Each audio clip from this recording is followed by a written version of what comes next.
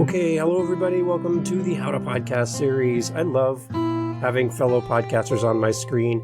And today my screen is lit up with books, a pink chair with bunny ears, and a great co-host that's joining me from not where I live. Let's just put it that way. And I'm excited to have my guest on today. Dianne's going to join us today and talk about all things podcasting. You get to be introduced to a brand new podcast you might not even know of yet, but will fall in love with. And Dianne's here to talk about that and her journey. Hi, Dianne. Welcome as a co-host to the How to Podcast series. I am so excited about this. Podcasting has been such a revelation for me. So I'm more than happy to sit around and talk about that. Beautiful. Well, let's start right at the beginning. What's your podcast? Tell me how it all started. What do you talk about? So my podcast is Book Banter with Dianne Burckhardt, and I'm obviously Dianne Burckhardt, and I'm an indie author, and I was looking for ways to actually promote my own book line. So I started a podcast as a less expensive way to get the word out about my books. But I didn't want the podcast to be just about me, because who wants to hear me just talking about my books every single episode? So I started finding, all of my author friends, because I have so many friends who are authors too, or they work somehow in the publishing industry. And I started bringing them on as guests. And it just became this whole author interview show that has just really exploded into things that I never even imagined when I first started doing this. I've got to meet, traditionally published authors. I've met so many indie authors. I have people who have started their own publishing house. I've talked to people who are musicians, who are actors. One of the authors that I talked to is a stand-in actor who has stood in on like Star Wars and Mandalorian. Wow. Musicians who have worked with some of the great people in the industry. And it's just been incredible meeting all of these people and learning about their lives and what brought them to writing a book. That this podcast has been such a learning tool for me. I can't imagine not doing it anymore. Right. And that's amazing. And as a fellow podcaster with an author podcast, I'm thrilled every time I can sit and talk to somebody. I get time in people's calendar that I could not afford based on what they do for a living.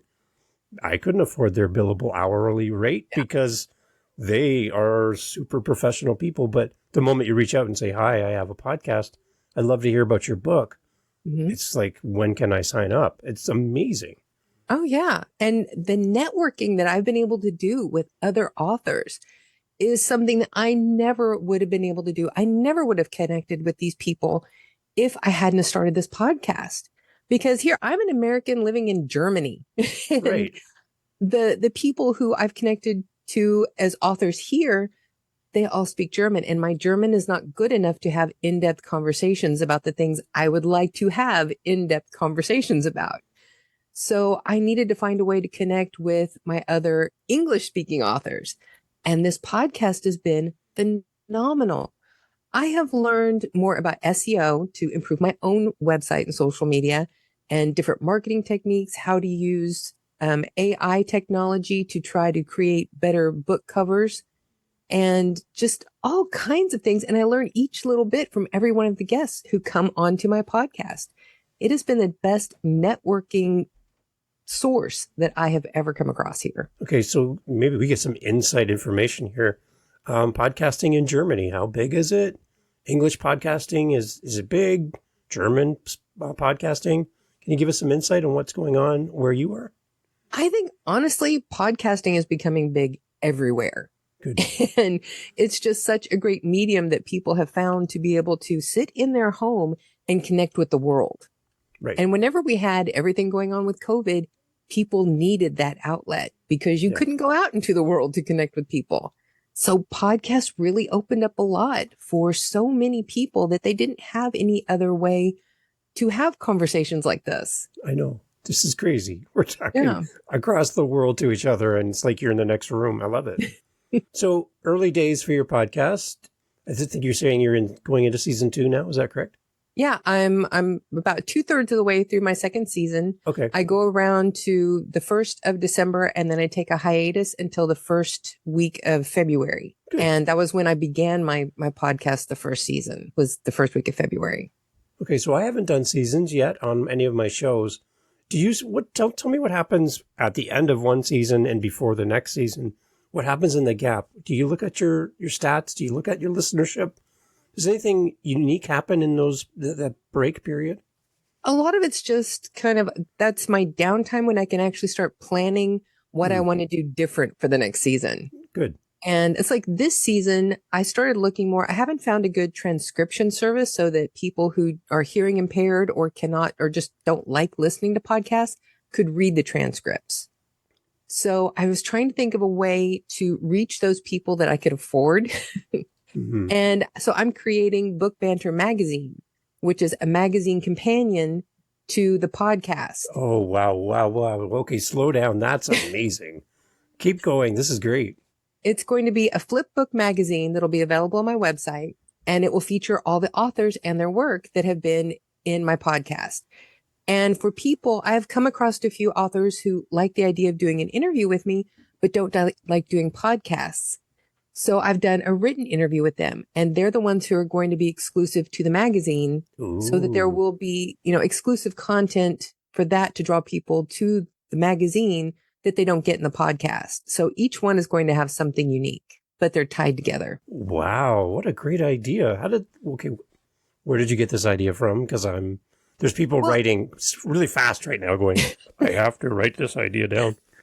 I worked for newspapers and magazines since I was 17 years old. So in my first professional job, I was working for a sports magazine, and I did that for years. And then I worked for a newspaper for years. And so I have a lot of experience doing this kind of stuff. So it's natural for me to gravitate towards that. I love it.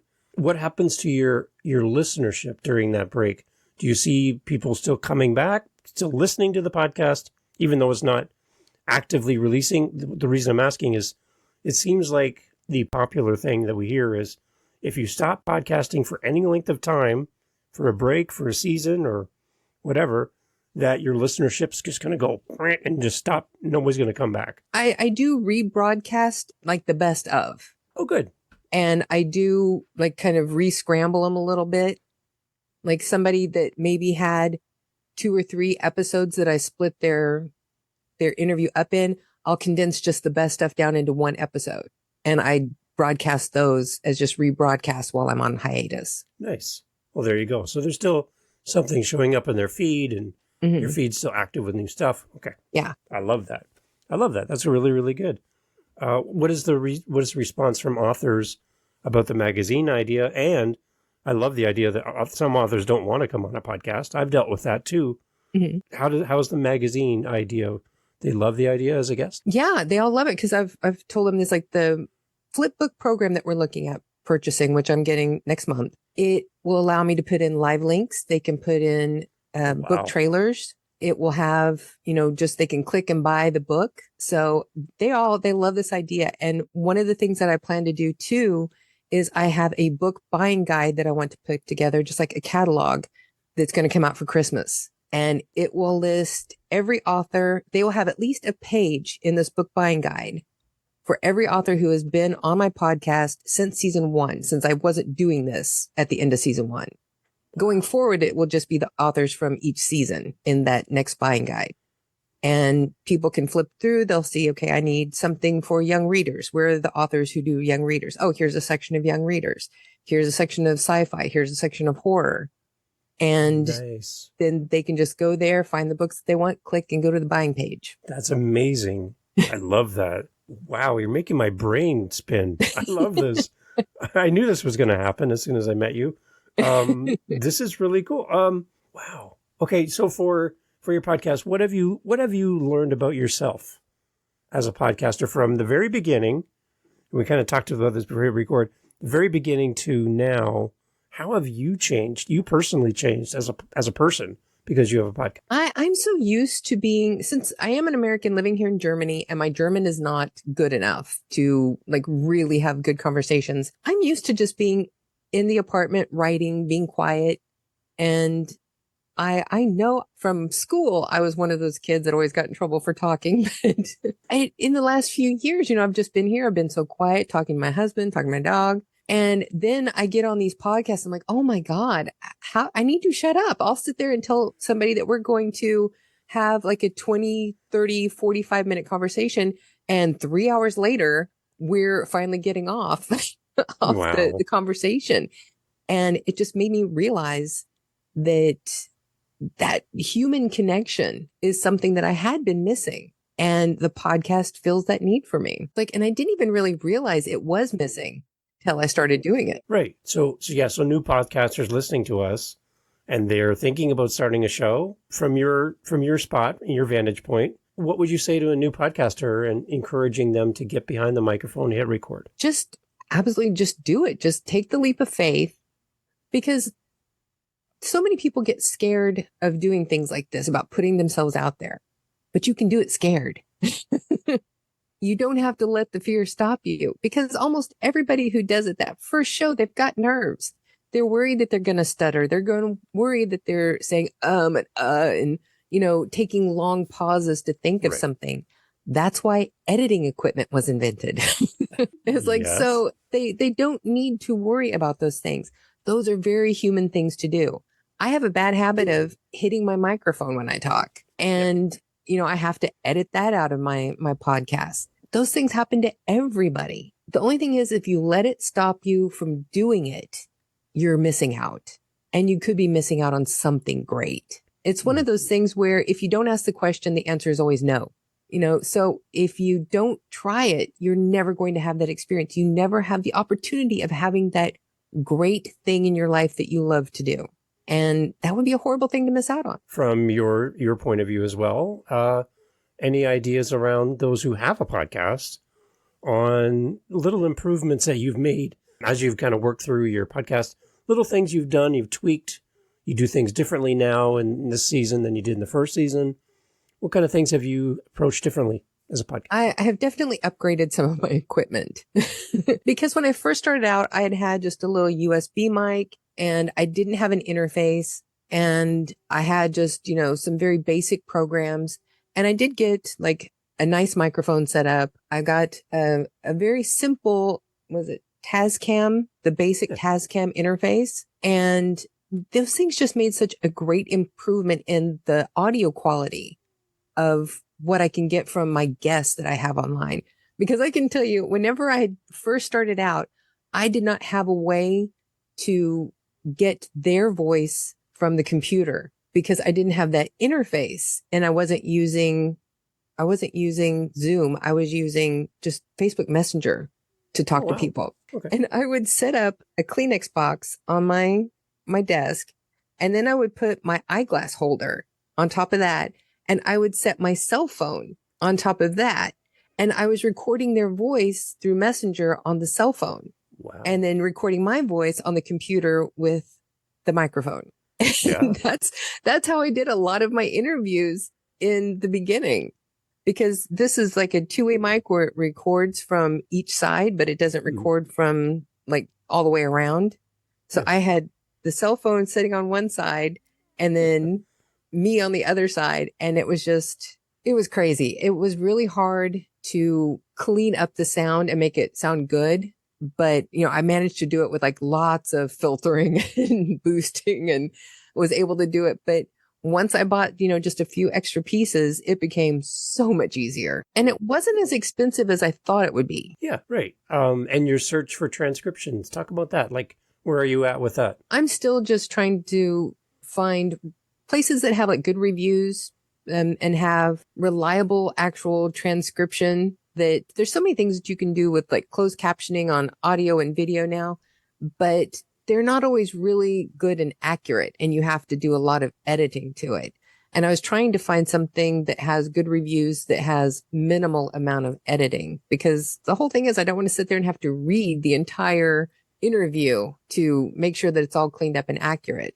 So I want something that's going to be as concise as possible. And I haven't found one that the price point and the review both meet what I'm hoping for. Yeah. The one thing I'm toying with right now is what I do is I upload my audio to YouTube, primarily because for my author podcast, I have 270 interviews in 2 years. Oh, wow. So I don't have the ability to upload the audio to my host because I'm always up against my limit every month. Mm-hmm. So on my audio apps, I'm on 220 or something, but I have 270 episodes recorded.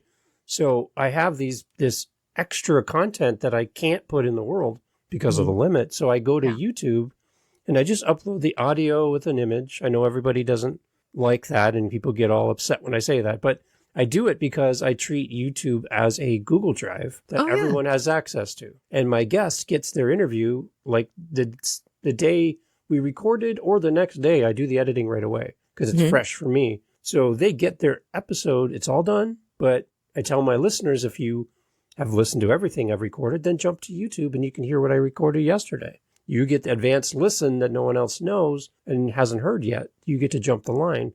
And so, but when I post to YouTube, I get a free transcription with everything that I post to YouTube. It's not perfect. But what I've been doing is my wife, Jennifer, helps me with podcasting in the background.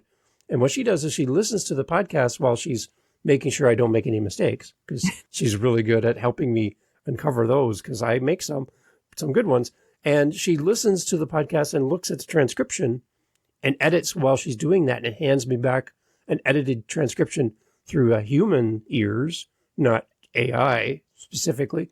And I get really good quality transcriptions with the person's name properly spelled out or a website properly written out, because it's a human listening and editing. But I use YouTube as the initial draft of my transcription, and then I just edit from there, and that's free. So I like that. I may have to check that because I have 2 YouTube channels that I use a little bit. But since in my podcast, it's audio only, I don't do any video. Yeah. I don't ever look at YouTube to upload stuff. So I never even thought about checking into that. I need to do that. So there's news about YouTube. I don't know if you've heard this. It came out yesterday. There was a big podcast conference in Colorado, in Denver, and all the podcasters from around the world had gathered there. YouTube was in the house, and YouTube made an announcement about podcasting, a significant announcement that would help you for sure, in that they are going to be using our RSS feed for our podcast. They're going to bring it into YouTube and create audio only with a static image, just an image of each episode, and it'll be all on YouTube. And YouTube is promising to promote podcasters, promising to promote podcasts to people who listen to podcasts on YouTube, and give you better analytics and support. They're going all in by the end of the year. And what they're telling everyone, us podcasters, to do, create your channel, create a playlist of your episodes, do the static image, no video. Yeah. Create the static image of the audio attached, take that playlist and convert it into a podcast on YouTube, and you'll be all set to go when they're ready to launch. And it'll all show up on YouTube Music, their companion web tool, right, for your phone, and you're all set. So I'm encouraging everyone to get ready. Yeah. Right. I really like having my podcasts on all audio platforms. So Apple, Google, all that stuff. That's really important to me. I think that's the key to podcasting. But if YouTube is going to walk in and say, hey, everyone, if you want to be found on YouTube as a podcast, you can do that as well. So companion partners, audio and YouTube, it's a good mix. If you're only on YouTube, you're only on YouTube. Yeah. And you won't hear you on Apple. So I don't want to just be in one area. I like to be wherever I can be. And then leverage the transcriptions as well. There's a lot of win-win there. So there you go. Well, I know what I'm going to be doing with my evening. See, this is what I'm talking about, though. This kind of networking, I would not have known this if I hadn't come on this podcast and talked to you. See? There's so much that I learned from people in podcasts. It is crazy. It's like I'm always telling people she's probably tired of me dropping her name, but Val Collins, who is a psychological thriller author, she gave me one of the best tips that I had ever had. We were talking about the problems that people have with SEO, that, authors and, podcasters, whenever you're doing all of your public relations, social media stuff, you need to know about SEO so that you can get your stuff found online. And I told her, I was really struggling with this. And she said she had taken a class in it a long time ago. And the only thing that she really remembered was that you should have your name the same on every platform that you're on. If you have Burckhardt Books, it should be Burckhardt Books on Facebook, on Instagram, on TikTok, on everything. Your website should be burckhartbooks.com. And mine was not that. It was like burckhardt.books.author on Facebook. It was Burckhardt Books /author on something else. It was author Burckhardt Books. There was just so many different slight variations on every platform. And so the day after I talked to her, I went through and made sure that everything was changed to just Burckhardt Books, at Burckhardt Books. My engagement went up over 600% on Facebook in a day and hundreds of percents on everything else. In just changing that one thing made a huge difference in people finding all of my social media. And I would have never have gotten that tip if I hadn't had her on my podcast. Right. That's amazing. That's great. That one interview increased my engagement on social media, hundreds of percents. I love that. The one thing I like to ask people when they find me for this podcast, they had a podcast series. I had someone in England reach out to me, and we jump on a call like this because they had some questions. They're starting a show. And the first thing I'm like, hi, how did you find my show?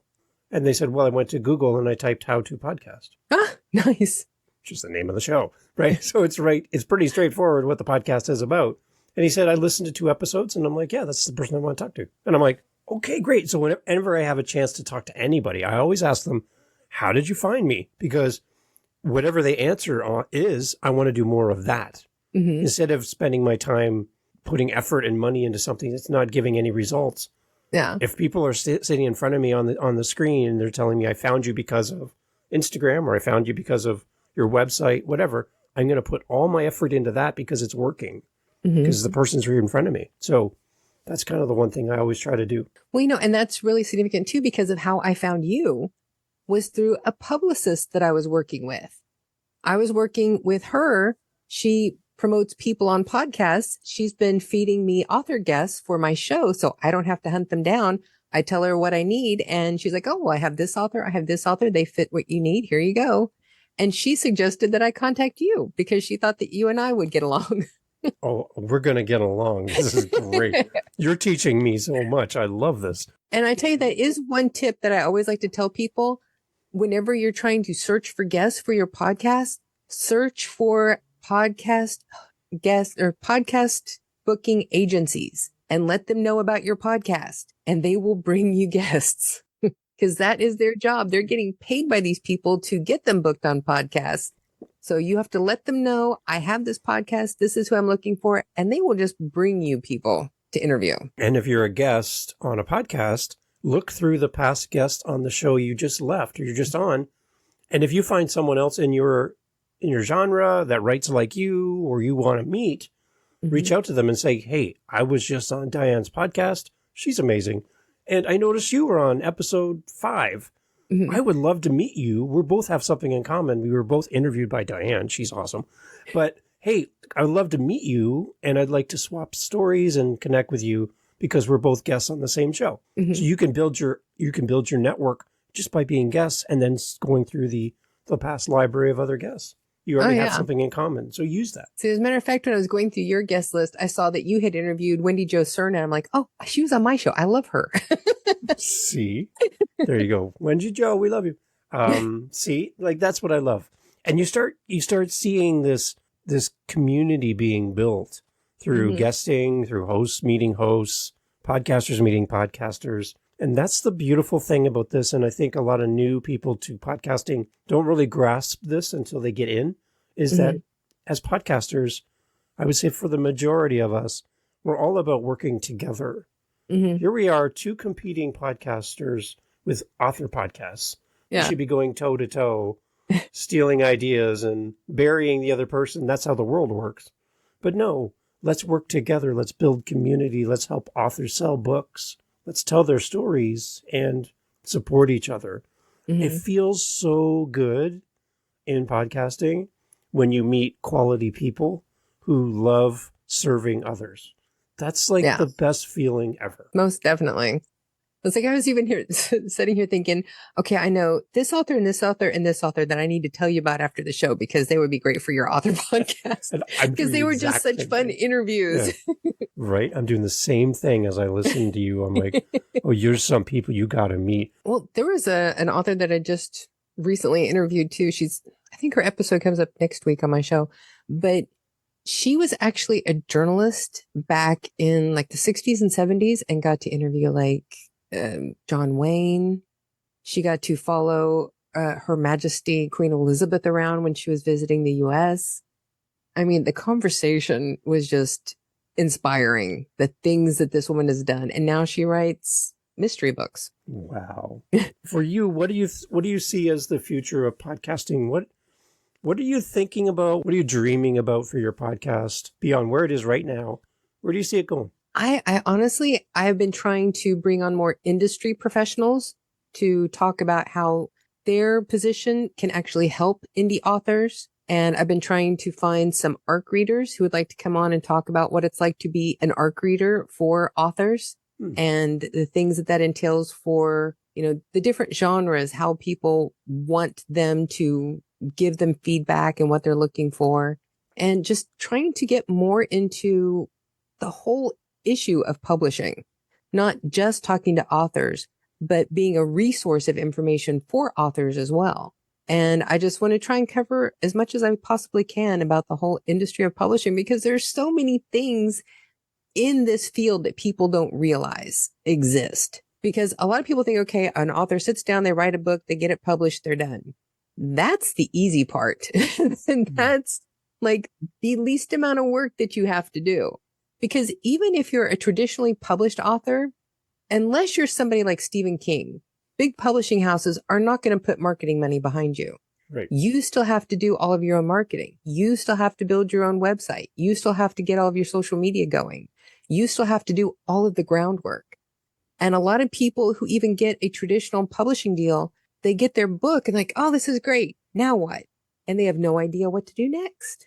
And, I've been finding this is true every time I talk to an author, like, yeah, I published my book and it didn't sell and I didn't know what was going on. And they realize nobody knew it was there. There was no marketing. There was no outreach. There was no engagement.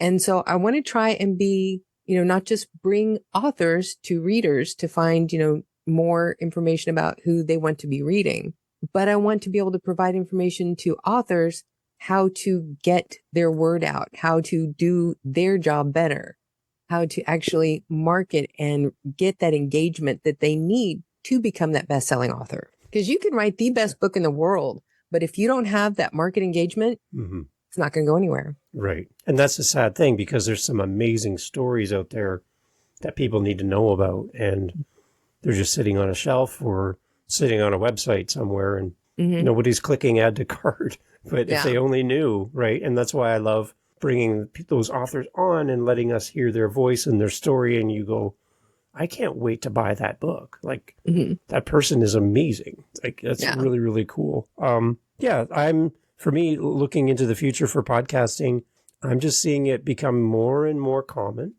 for people to know what a podcast is. But I'm surprised, though, at times when I tell people I'm a podcaster and they're like, what's that? Right? Is that something I have to buy? Is that like a membership? Or why would I even be interested in that? But when you finally grab their phone out of their hands and here, subscribe, click this. This is Diane's podcast. Click, here. You need this. Right? And then they start listening and you're like, oh, because for me, it was about 4 years ago, I wasn't even a podcast listener. I love music. I'm a musician, so I would listen to music all the time. But then I'm like, what is this podcast button on my phone?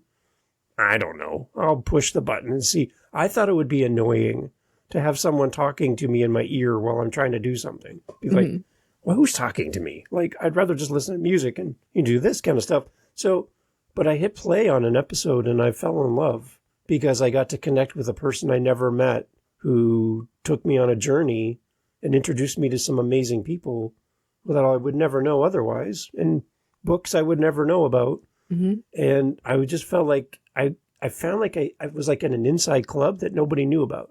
Yeah. Because everyone around me at work, I'd be like, do you guys listen to podcasts? And they're like, what's that? And I'm like, good. I feel like I found something that's uniquely mine, but I want more people to know about it. So we need to grow podcasting for everyone, everywhere. We need to grow it even more, I think. Well, and I think I had like a little bit of a taste of what this would be like. Whenever I first got out of college, one of my first jobs was working for a news service. And I sat in a little sound booth 8 hours a day, Monday through Friday. And I broadcast headline news, a few features. I would like read the wine line, what would pair with what, and sometimes do stock quotes. And I was giggles with your joke of the day. Yes. And, I loved doing that kind of work. That was so much fun. It was also really depressing because every hour on the hour, you're just talking about headline news, which is always wars and crime and, kidnappings and things like that. But the feature part was really fun to do. And now doing this, it kind of like takes me back to, being right out of college and doing that kind of thing. I get to be back on the air and just talk about things that are fun to talk about. And you don't have a boss looking over your shoulder. Yeah, true. Like I can do whatever I want. There's no rules, right? And it's my show. Yeah. I love that freedom. Mm-hmm. So the only thing I ever have to keep in mind is I want to keep it family friendly. Yeah. It's interesting because I haven't released anything in any of my 7 podcasts that would be explicit. And the reason why is there's some countries where if you have even one episode, that's it, you're done. We're not going to bring any of your podcast in at all. And I did have some topics on some of my author podcast interviews that weren't explicit, but the content wasn't child friendly in what they were talking about. We never really went there in the topic where it was like awkward. But so what I did at the beginning, and I actually got feedback from a listener, as I said, hi, normally at the beginning of the show, you'd hear music and my guest, but it's just Dave here at the beginning. Just want to let you know that today's topic is probably not kid friendly. So if you're driving to the kids to school and they're in the back seat, skip this episode and come back later. Yeah. But there's nothing in here that's explicit. There's nothing in here that would embarrass you. But there'd be a lot of explaining to do for your kids if you listen to this with them in the car. Yeah. And I had a listener reach out to me like about 2 weeks later. She's like, that was the best thing ever because I was in the car. I have 2 3-year-old, 3 and a 4-year-old in the back. And as soon as I heard that, I'm like, skip. Yeah. She's like, that was the kindest thing I've ever heard. So thank you. So again, no explicit ratings on any of my episodes, but I just want to make sure people know the content might be something you might want to think about listening to later. Yeah. There's a few of my friends that I have had to install a bleep sound on my interface. Just because they like to use colorful language in their regular conversation. Yep. So I don't curtail them. I'm like, just go ahead. I got the button. We're ready. Yeah. That's amazing. Anything else podcasting wise for a new podcaster listening to our conversation? They're going to come check out your podcast for sure. But anything else that we haven't really covered that you're like, I really like to talk about this little part as well? I think people should be really conscious of the fact that no matter what they do, there are going to be people who love it and there are going to be people who hate it.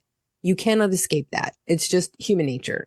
What you should just focus on is doing content that you're proud of and let the comments just fall wherever they may. I have not even read one single review of my podcast because I focus on just making sure that what I'm putting out is the message that I want to give. And I know there are going to be people who love it and people who don't love it and people who hate it.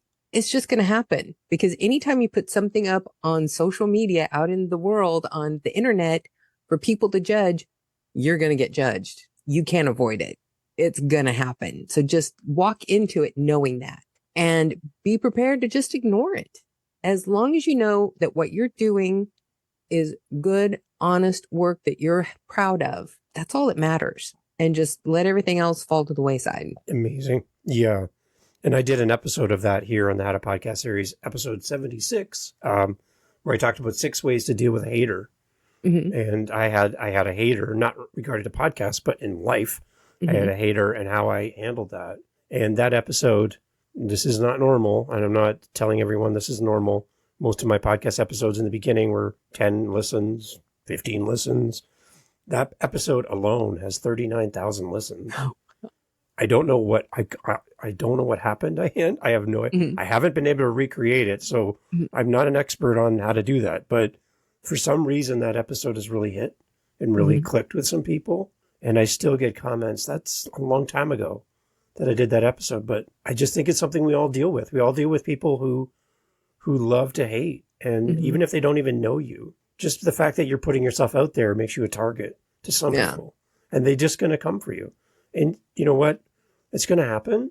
But I find that the people who also come with appreciation, respect, admiration for what you do way outweighs even one negative comment. So if you're nervous about people judging you, the next time you go to a store and you stand in line at the checkout and you look behind you, they're looking at what you're buying.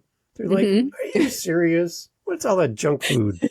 What are you doing? You can't buy that. That shirt looks terrible on you. Oh, I can't stand those shoes. It's going to happen and you don't even know it. So you've survived this long in life. If that's keeping you from starting your podcast, don't worry. Your community will find you. And not only will they find you, over time, they'll stand up for you. Yeah. And when somebody comes up and starts raising a hate flag, you don't even have to do anything. Your community will take care of them. Absolutely. So, because people love you and care about what you do. And if you're coming to this with a good heart, and you're doing it for the right reasons, like you talked about, and you're doing it to support others, it's pretty hard to find fault in that person for coming with that motivation. So I tell you what, though, there's a review from Amazon on my very first book that I keep up on my wall over here to remind me to not get bothered by things. Because I write a novella series, so it's less than 200 pages for each book. They're short reads. And it's advertised as a novella cliffhanger series that are based on the old movie shorts that they used to play in movie theaters before the main feature, like The Lone Ranger. Yeah. And, so it's listed as a novella cliffhanger series. And I got a 3-star rating. And their comment was, too short, ends in a cliffhanger.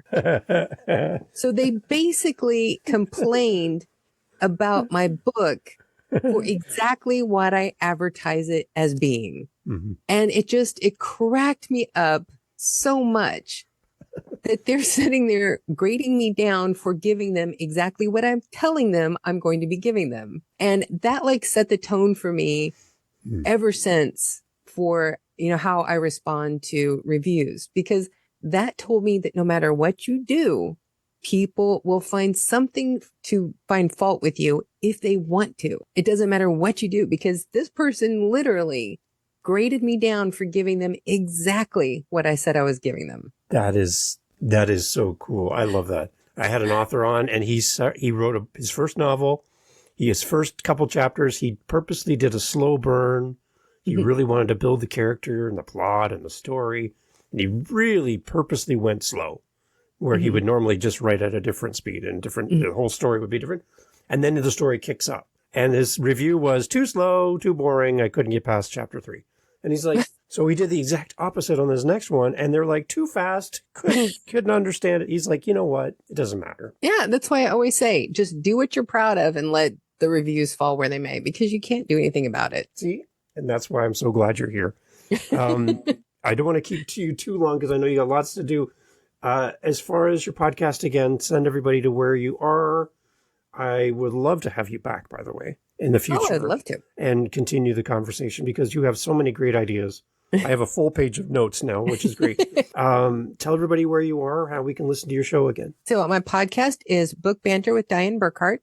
You can find it very easily through most of the major streaming services. Just Google the name, or you can go to burkhartbooks.com/podcast and find it on my website or on our personal host site, which is bookbanter.buzzsprout.com. There you go. Beautiful. And soon to be on YouTube as well. So you'll be able to find you there as well. I love it.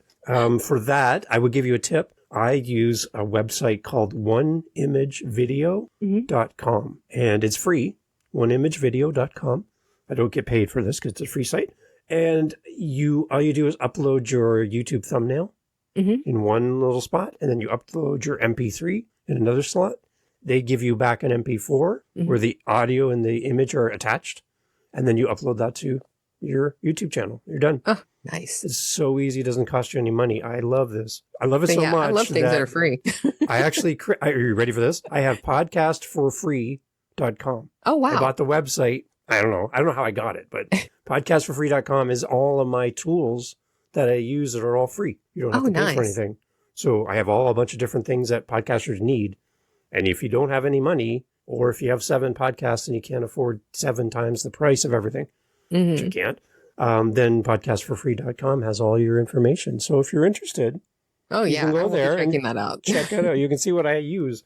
But yeah, it's so great to have you on, Dianne. To join you as I'm in Canada and you're in Germany, this is so surreal for me. I enjoy everything about podcasting and your insight and the way you do your show and how you treat your guests. I hope people listening listen back again, because that's the right way to treat your guests. And you've definitely proven that. And I think anybody who comes on your show is going to love you as a host, and your support after the show is stellar. That's the one thing I've really struggled with, is what to do with my guests after we say goodbye.